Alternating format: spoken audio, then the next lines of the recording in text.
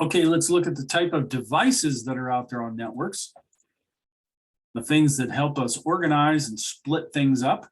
They go through some server types here, and I find that very basic, so I'm not going to waste my time or your time explaining what those file servers are and what mail servers do and what web servers do and so on. But basically, they're telling you, hey, there's a lot of servers out there, and whatever they're hosting out is what they are. If they're hosting a database, they're a database server. If they're hosting game services, they're a game server, and on and on. We're going to take a look at the networking devices because these are very much more particular. Now, it's interesting they start with modem because modems really are the least thing that we use. Modems stands for modulator demodulator. They used to force this to be capped because it's two different words.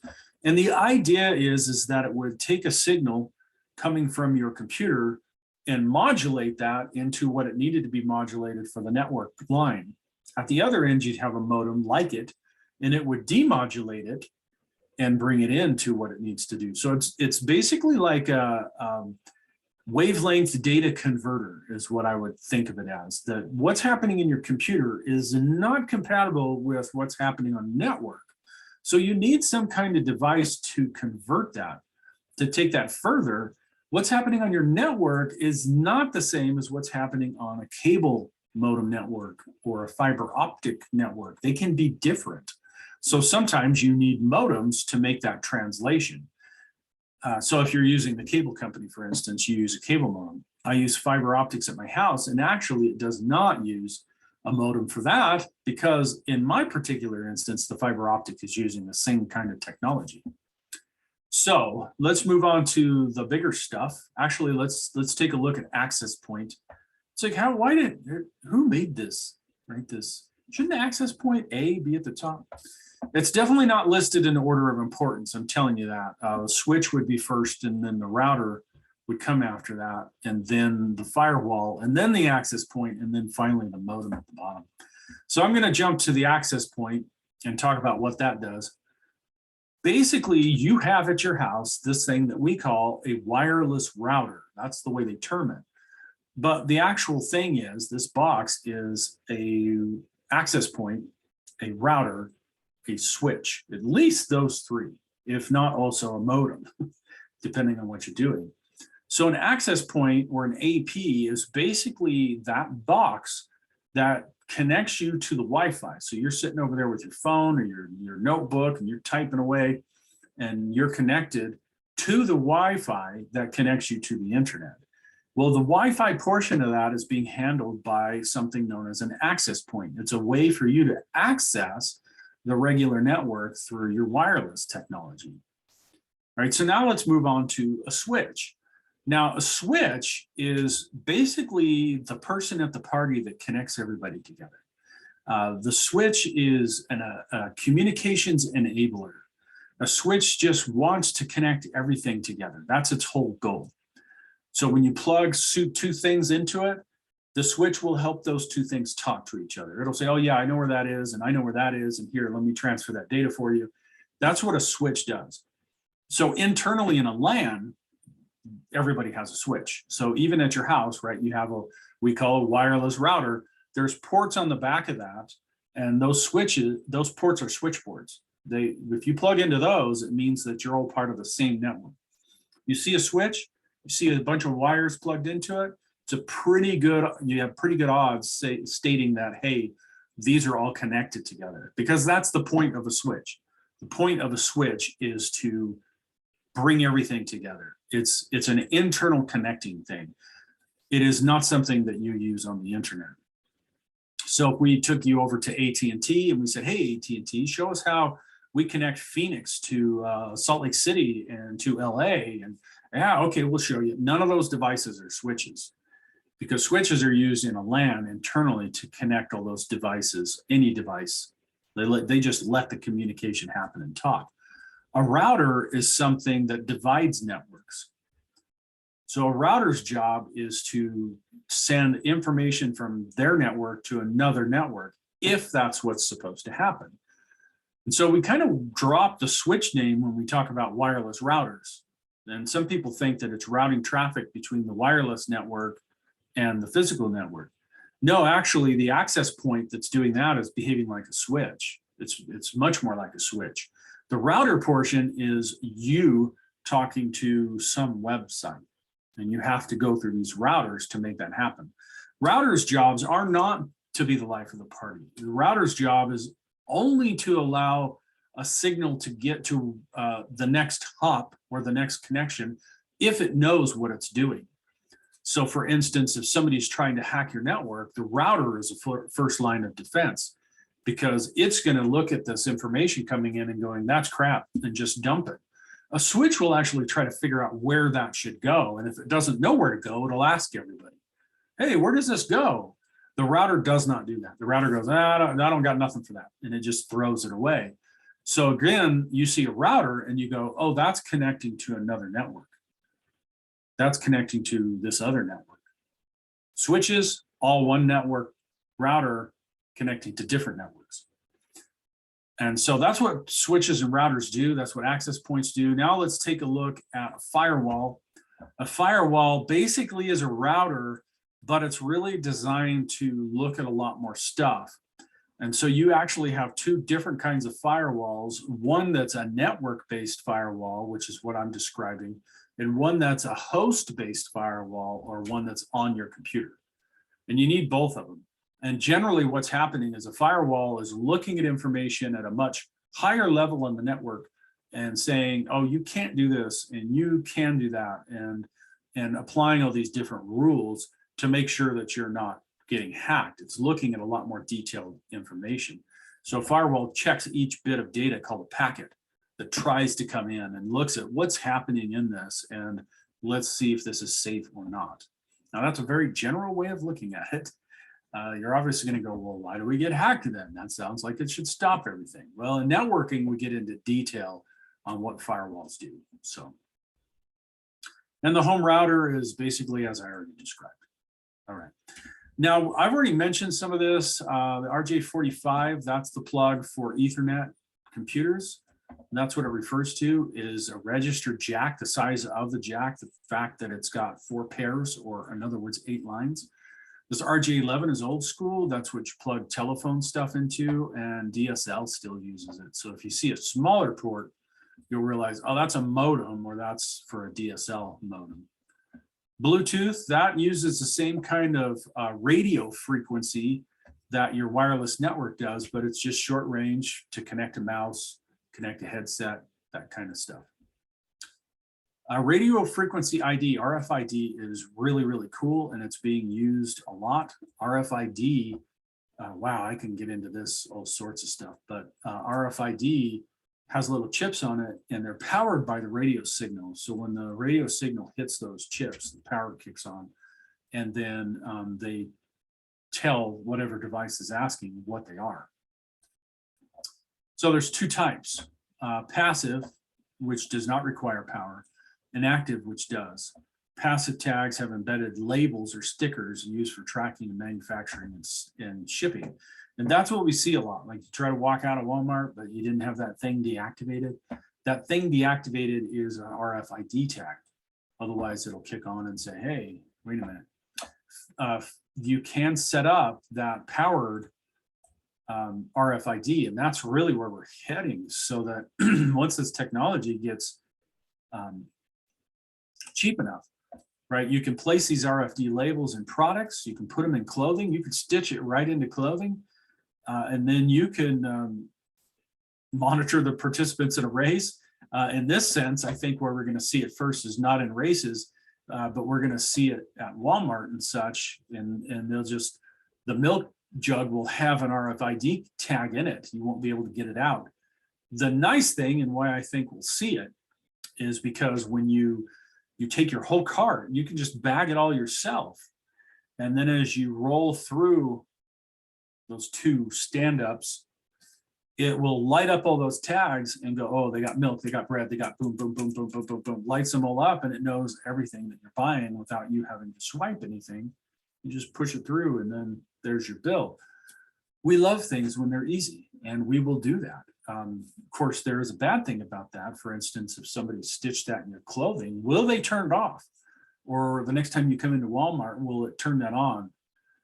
Because stores would love that. You realize that. You know, if you're walking in and there's an RFID tag buried in your shoe someplace and it's always on, then when it comes in and it talks to it, it'll say, hey, where did you get bought? Oh, I got bought at Target. How old are you? Oh, I'm 3 years old. Right. And then Walmart will be like, oh, we got to send them advertisements to come buy some shoes. Right. That's where I see it going. Honestly, I really do. But it's really cool stuff. Now, that is not what is on your cards. NFC, near field communication. It's near field communication because what they're trying to do is not send the signal out to everybody. Like in a network, that's what you need. You need to send that signal out far as you can to get as many people to be able to communicate. In this situation, we're basically saying, I just want my card to work within this amount of distance, right? With a very short distance. So encoded tags respond to specific ways scanned by radio frequency reader, peer-to-peer. NFC is a subset of RFID, so it's basically radio frequency identification, but it's near field, meaning that it's got to be much, much closer. If you've ever held your smartphone near a scanner to pay in the store, you use NFC. And that's why your phone has to be in that certain place to pop up and go, okay, now I can pay. That's part of the security, is making sure it's just not doing that from across the room. All right, now switching gears. What is a VLAN? VLANs are important concepts. All this has been really good, but this is really important concepts for virtual LANs, what they are. A virtual LAN is a logical grouping of computers based on the switch port. And they're talking about the switch that they looked at earlier. So that switch has a port on it, and a virtual LAN is made up of grouping those together. Most screen segments, also known as DMZs, are created using VLANs. So in other words, they're saying, hey, in a large network, not at your house, but in a large network, they'll actually take these ports and say, you're all on your own. You're secluded, you're on your own, even though they're part of the switch. Because remember, describe the switch as the life of the party. It's the one connecting everybody. But there are instances we don't want that. So we need the capabilities of a switch, not the capabilities of a router, and being able to VLAN certain ports or put them into their own little logical grouping and restrict the data flow on those is really, really important. And that does keep the cost down, because otherwise you do have to buy a very expensive router to do it. So you got to keep this in mind when you're setting up VLANs. You have to think about the membership, like what VLAN am I sticking it into? A switch can have multiple VLANs configured on it. So you could take a switch and have all sorts of VLANs. As a matter of fact, smart switches, the ones that you can program, they already come with a default VLAN. All of the switch ports are in one single VLAN, and that's the default. VLANs can be defined on a single switch, or they can actually go across multiple switches. So you can have a person in an office that's in a different building brought in and put into the same VLAN, right? So the VLANs can cross switches. That usually requires the same equipment, unless they're both going to be compatible with the protocol that allows that to happen. When interconnecting switches, a high bandwidth backbone segment is often used. And that actually is taking the switches themselves and saying, I'm going to take these ports, I'm going to trunk them together to connect two switches. And that way, if I've got a 10 gig port and a 10 gig port, I can put them together, and now I got 20 gigs, that kind of thing.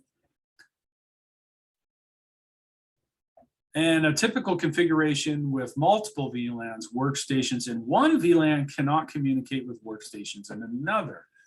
That's kind of the point. So creating a VLAN means that I'm trying to separate traffic out.